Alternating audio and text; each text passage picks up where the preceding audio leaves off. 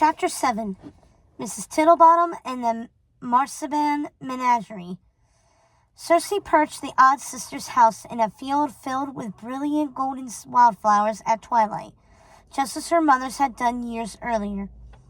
Mrs. Tittlebottom's cottage was silhouetted against a periwinkle sky and surrounded by an overgrown garden with blossoming trees that filled the air with a sticky, sweet scent. Beyond the wildflower field were the cliffs overlooking the ocean. Snow remembered the scene in Gothel's story in which Gothel snuck out of the cellar to revive herself with the flower before the soldiers came to seize it for their queen. Snow never pictured her as the old witch. She always saw her as young and vibrant with her sisters, and being there in that place where Gothel had felt so alone made Snow's heart ache for all Gothel's hopes and dreams that never had the chance to come true. Circe and Snow called out to Mrs. Tittlebottom as they approached the back door, hoping she would pop her sweet face out the kitchen door to say hello, but she didn't respond. "Mrs. Tittlebottom?" The women found Mrs. Tittlebottom sitting at the kitchen table, surrounded by marzipan animals and beautifully decorated birthday cakes. The sweet confections covered the kitchen table and all the counters, and they were balanced on the window ledges. "Mrs. Tittlebottom, it's me, Snow White. I've come with Circe to check on you." The woman said nothing. She just stared off into the distance. "Circe, I think she could use a cup of tea," said Snow, taking the old woman gently by the hand and trying to rouse her. When Circe went to take the teapot out of the cabinet, she noticed the candy menagerie had been piled on plates, in bowls, and inside the teacups. She took a marzipan kitten off the top of the teapot and checked inside before preparing the tea. "Mrs. Tittlebottom, do you remember us?"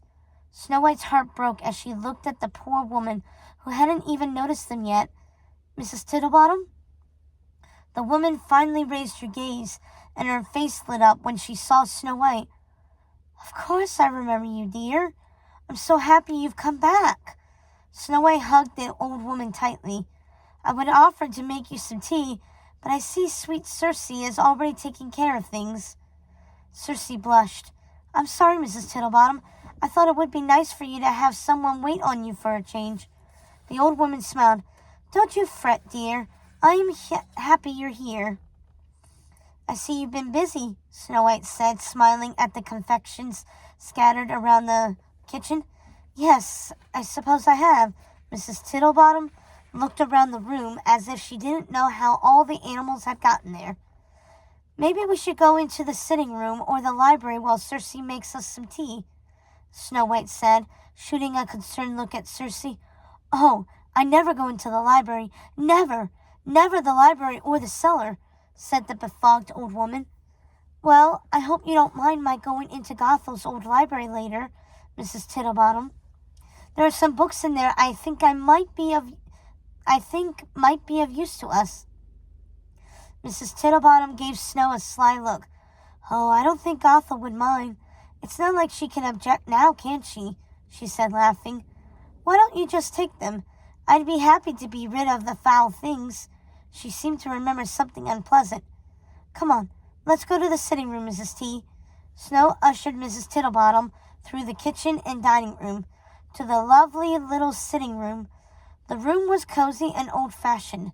The walls were covered in brown wallpaper, splashed with delicate pink flowers, and the tables with white lace doilies, a perfect home for an old woman. "How are you feeling, Mrs. Tittlebottom?" The sweet woman looked as if she was considering her answer, but never got around to voicing it. "Mrs. Tittlebottom?" Snow sat down next to her and took her by the hand. "Mrs. Tittlebottom, is there anything I can do for you?" Just then Circe came into the room, carrying a heaping tray. "Ladies, I have the tea, and I've made some little sandwiches." Mrs. Tittlebottom looked up at Circe and smiled. "Thank you, dear. I was just about to tell Snow she shouldn't worry about poor old Mrs. Tittlebottom. I'm fine, dears. Just fine. I have everything I could ever need. Not very many can say that." Cersei put the tea tray down and poured cups for the three of them. "How are you sleeping, beauties?" she asked. Mrs. Tittlebottom got a sparkle in her eye and seemed to stir from her waking slumber at the mention of her charges. "Oh, they're just fine, just fine." Cersei passed Mrs. Tittlebottom a cup of tea. "Snow was worried you might be a little overwhelmed now that your memories are coming back. We wanted to make sure you are okay." Mrs. Tittlebottom put down her tea and reached out for Cersei's hand. "Come, sit down with us." Cersei sat on the other side of Mrs. Tittlebottom. "I remember everything, and I'm fine. I promise. I'm just very tired." Snow kissed the old woman on the cheek. "You're such a dear, but really, you girls worry too much."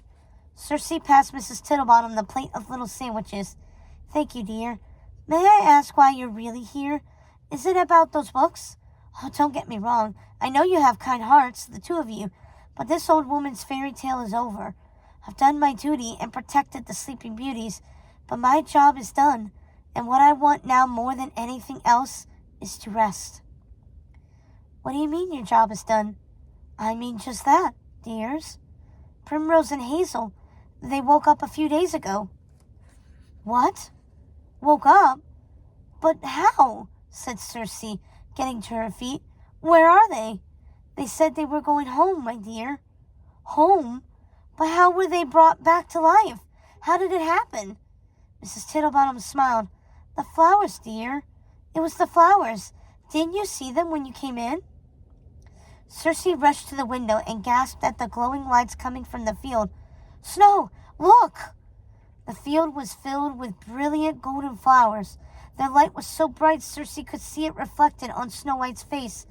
"Mrs. Tittlebottom, where did these flowers come from?" Mrs. Tittlebottom laughed. "Oh, those are Gothel's flowers." Snow and Cersei looked at each other, thunderstruck. "The magic flowers? But how did they get here?" Mrs. Tittlebottom laughed again. "Well, dears, they grew, like flowers tend to do."